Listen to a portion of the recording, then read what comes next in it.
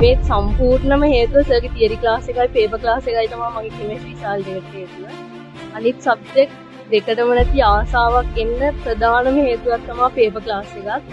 මේ නිජිත්නේ නිජිත්නි තමයි රිසල්ට් ආවට පස්සේ සමහරවිට බැලුම් තහලා යන්න උනා. මේකද රිසල්ට් එකත් එක්ක මම බල කරා දෙතුන් පාරක්ම තව පාරක් කරමුද මොකද රිසල්ට් එකක් තිබුණේ ඊළඟ පාරක් කරමු කියලා. නමුත් කැමතුනේම නෑ මම හිතන්නේ මම කැමතියි දැන් දුවගේ දැන් ඉන්න තත්ත්වෙත් එක්ක ඒ රිසල්ට් එකේ ගියපු ගමන ගැන අතන දැන් සතුටුයි. අදහස දැනගන්න. මම ජිත්මි තෙන්නකෝන් මගේ ඉස්කෝලේ වයඹ රාජකීය විද්‍යාලය. මම ෆස්ට් අයි එක විතරයි කරේ. මම දැනට සිනෙක් කැම්පස් එකේ කෙමිස්ට්‍රි ස්පෙෂල් ඩිග්‍රියක් ෆලෝ කරන ගමන් ඉන්නේ. මම කෙමිස්ට්‍රි ක්ලාස් එකකට කියලා ඇවිල්ලා තියෙන්නේ බුද්ධික සර් ක්ලාස් එකට විතරයි. මම ආව පළවෙනි ඒ කියන්නේ මම ලොකුවට ක්ලාස් යන්න කැමති ළමයෙක් නෙමෙයි. පොඩි පන්ති හොයාගෙන තමයි මම ඉස්සෙල්ලම ගියේ. එතකොට මට හම්බෙච්ච කෙමිස්ට්‍රි ක්ලාස් එකක් තමයි බුද්ධික සර් කෙමිස්ට්‍රි ක්ලාස් එක. ඒකෙදි ආව පළවෙනි දවසෙන් මට මාර විදියට අර එන්න ආස හිතෙන පන්තියක් වුණා. ඊට පස්සේ මුලින් එද්දි මට තීනයක් තිබ්බ ડોක්ටර් කෙනෙක් වෙන්න. එහෙම වගේ ඇත්තටම ආසාවක් තිබ්බ නෑ කියන්නේ.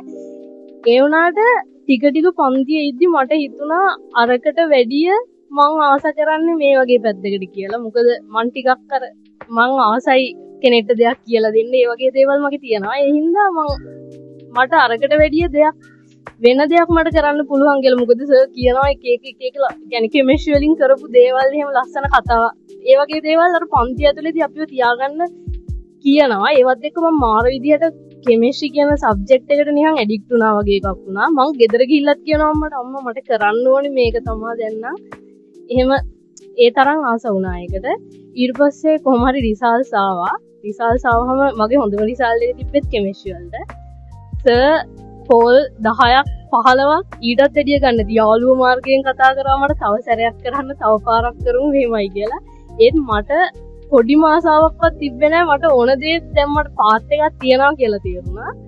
ඉතින් මං අද දැන් second year second semester follow කරනවා. මට කැම්පස් එකේදීත් ඒ කරන සබ්ජෙක්ට් වලට අනිත් අයට වැඩිය ඒ කියන්නේ ඒක ඇඟේ තියනවා වගේ දැනෙනවා.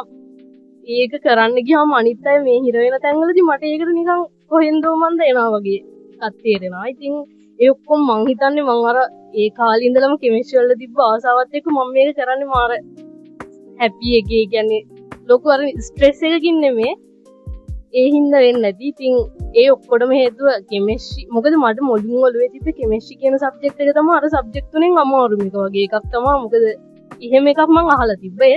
දැන් මට තියෙන ෆීලින් එක කියන්නේ කෙමිස්ට්‍රි කියන්නේ ඇත්තටම මාරම ලස්සන එකක්. දැන් මං ඒව ගැන අර ඒ ලෙවල් කාලේට වැඩිය ගොඩක් දේවල් කියන්නේ දැන් අර ප්‍රැක්ටිකල්ස් කරලා අර සර් කියපු දේවල් එහෙම දැන් ඇත්තටම මැවිලා පේනවා. ඉතින් ඒ ඔක්කොටම හේතුව තමයි බුද්ධික සර්. සර් තරහ නැතුව ඇති මං දෙවෙනි පාරක් කරේ නැහැ කියලා. ඒ රිසල්ට් එකෙත් අතර මෙයාට මේ කොළඹ බයෝසයන්ස් යන්න තිබ්බා මම. ඒක ඔක්කොම අතල්ලා තමයි මෙයා මේකම ගියේ. පේපර් ක්ලාස් එක ගැන කියන්න ඕනේ. පේපර් ක්ලාස් එකේදී කොයිම වෙලාවකවත් ඒ ගාන හදන්න මේක ලේසි කියලා ගානක් නෙමෙයි තිබ්බේ. ඒ හැම ගානකම ලොජික් එකක් එක්ක ගාන අමාරුයි වගේ පේනකොට ඇතුලේ තිබ්බ පොඩි දෙයක් වගේ දෙයක්. ඒ කියන්නේ සර් උගන්වපු විදිහත් එක්ක තමයි මේ පේපර්ස්. මමත් කිසිම පේපර් එකක් වෙන කාගේවත් මොකුත්ම ලියලා නැහැ. මේ සම්පූර්ණම හේතුව සර්ගේ තියරි ක්ලාස් එකයි පේපර් ක්ලාස් එකයි තමයි මගේ කෙමිස්ට්‍රි රිසල්ට් එකට හේතුව.